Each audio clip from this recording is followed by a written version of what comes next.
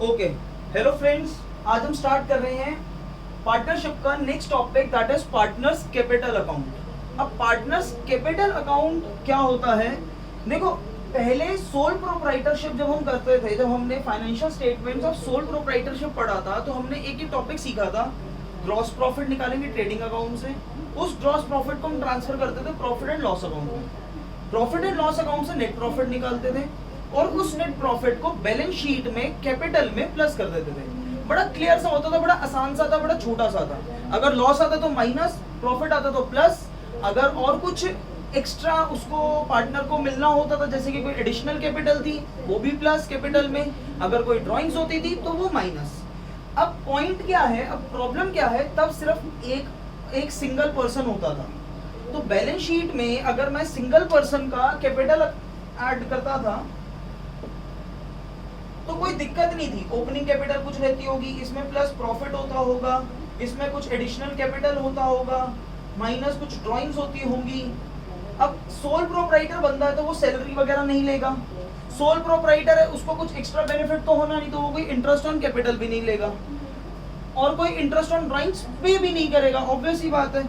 लेकिन अब पॉइंट, अब प्रॉब्लम क्या है कि अब बिजनेस में एक से ज्यादा मालिक है। जब एक से ज्यादा मालिक होते हैं तो ये कैपिटल जो है वो भी एक से ज्यादा होगी। लेट सपोज करो अगर पार्टनर्स दो हुए तो दो पार्टनर की कैपिटल, एक एक्स और एक वाई, दोनों का प्रॉफिट, दोनों की ड्राइंग्स, दोनों की एडिशनल कैपिटल। अगर एक पार्टनर ज्यादा काम करता है, दूसरा पार्टनर कम काम करता है, तो एक पार्टनर की सैलरी, एक पार्टनर ने कैपिटल ज्यादा लगा रखी है तो वो डिमांड करता है कि मेरे को इंटरेस्ट ऑन कैपिटल चाहिए, तो उस पार्टनर का इंटरेस्ट ऑन कैपिटल। अब ये लेट सपोज करो एक के बजाय, सॉरी दो के बजाय चार पार्टनर्स हैं। ये एक्स, सेम डिटेल वाई की, सेम डिटेल जेड की, सेम डिटेल ए की, सेम डिटेल बी की।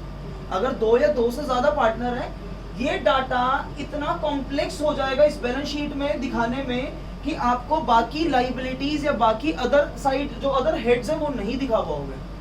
तो उसको एक हमारा अकाउंट्स का मोटिव काम आसान करना है, कॉम्प्लेक्स करना नहीं है, रादर की कॉम्प्लेक्स करना। तो काम आसान कैसे करें? जो हमने काम आसान करने के लिए रिकॉर्डिंग हमने 11th में सीखी थी कि आप अकाउंट बना लो, एक सिंगल हेड के अंडर ये सारी चीजें रिकॉर्ड कर लो, तो इस तरीके से काम होगा आसान। काम कैसे आसान होगा कि जितनी भी कैपिटल से रिलेटेड आइटम्स होंगी, ट्रांजैक्शंस होगी, वो सारी की सारी एक हेड यानी कैपिटल अकाउंट के अंडर आ जाएंगी। कैपिटल अकाउंट भी अब आप दो तरीके से बना सकते हो। सबसे पहले एक्स का कैपिटल अकाउंट इधर अलग से बना सकते हो, वाई का कैपिटल अकाउंट अलग से बना सकते हो, जेड का कैपिटल अकाउंट। लेकिन उसमें भी फिर वही बात, उसमें भी वही सेम प्रॉब्लम है कि डबल ट्रिपल हेक्टिक करना पड़ेगा आपको। ओपनिंग कैपिटल 2 बार लिखनी पड़ेगी, इंटरेस्ट ऑन कैपिटल बार बार लिखना पड़ेगा। बेसिकली क्या, जितने कैपिटल्स होंगे उतने कैपिटल अकाउंट बनाओगे तो प्रेजेंटेशन में डिफिकल्टी आएगी। तो अब प्रेजेंटेशन सिंप्लीफाई करने के लिए आपको एक सीधा एक सिंगल कैपिटल अकाउंट बनाना है जो कंबाइंड होगा ऑफ ऑल द पार्टनर्स, जिसको मैं लिख रहा हूं partners capital account. Let suppose करो 3 पार्टनर्स हैं, एक्स वाई एंड जेड, तो फॉर्मेट इसका सेम वही है, डेट, पर्टिकुलर्स, अमाउंट। बस अमाउंट का कॉलम जो होगा वो जितने पार्टनर्स होंगे उतनों में बढ़ जाएगा। फॉर एग्जांपल अगर 3 पार्टनर्स हैं तो मैं 3 में बांटूंगा। सेम क्रेडिट साइड में डेट, पर्टिकुलर्स, अमाउंट, और अमाउंट का कॉलम वापस 3 हिस्सों में बांट दूंगा क्योंकि 3 पार्टनर्स की बात चल रही है, एक्स वाई एंड जेड। जैसे कि आप लोगों ने ट्रेडिशनल अप्रोच और मॉडर्न अप्रोच, इनमें से कुछ ना कुछ पढ़ा ही होगा 11th के अंदर जर्नल एंट्रीज के रूल्स में, या अकाउंट्स बनाने सीखे होंगे।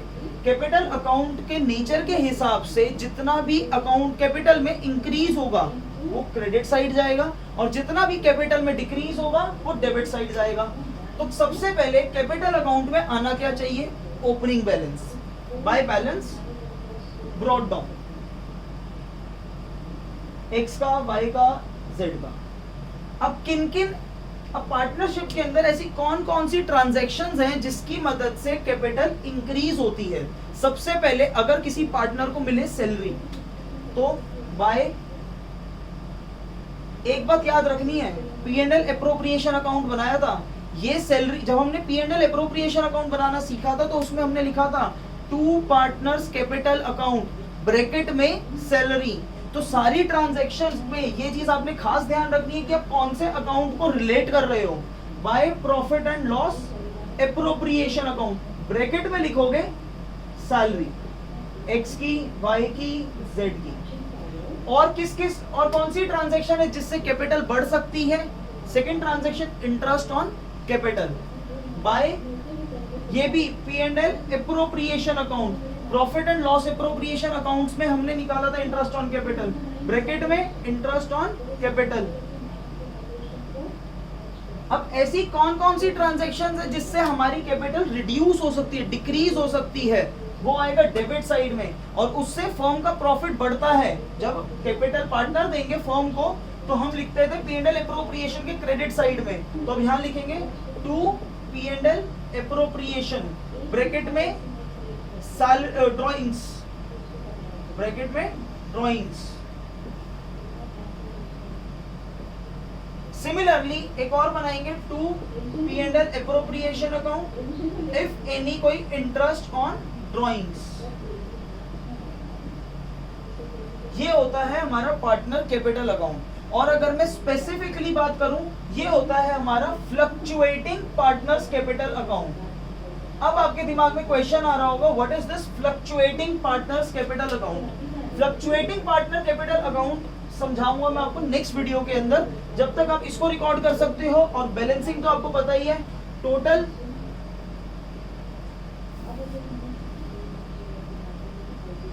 और इधर to balance carried down, balance at the end of the current year. Next lecture में आपको फ्लक्चुएटिंग कैपिटल अकाउंट क्या होता है और दूसरा होता है फिक्स्ड कैपिटल अकाउंट, वो क्या होता है उसके बारे में डिस्कस करूंगा। ये एक बेसिक पार्टनर्स कैपिटल अकाउंट है, इसको आप नोट डाउन कर सकते हो।